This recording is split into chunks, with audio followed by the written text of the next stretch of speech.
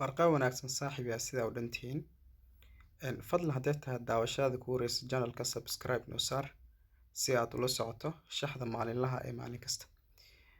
Intaa kadib horta maanta waa khamiis, ma jirto horyaalada caalamka ee ugu weyn sida Bundesliga iyo Premier League iyo horyaalada kale ee caalamka ugu weyn ee laga ciyaaro, balse horyaalo kaleeto oo caalamka laga ciyaaro ayaa jira.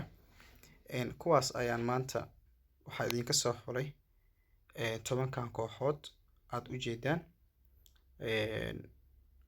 Eventskana uu yahay 10 kooxood, halka oodiskana ay saaran tahay $4 ku dhawaad.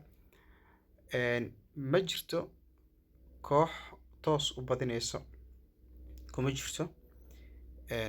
Dhammaantood waxaa waaye 2 gool ayaa ka imaanaya ama 1 gool ayaa ka imaanaya. Waa inta badan waxyaabaha lagu guuleystay qayb ka tahay, sababtoo ah kooxo kale markay isku awood ahayn badanaa 5 gool iyo 4 gool ayaa ka yimaada. Marka dhammaan kooxahan waa kooxo yar yar oo haddana kala awood badan. Sidaas awgeed marka aan u soo xushay 10 kooxood anoo dhammaan isha soo wada maray waxa dhacay, laakiin balse 10 kooxood ayaa iga cajab geliyay. Intaas ayaan ka soo xulay.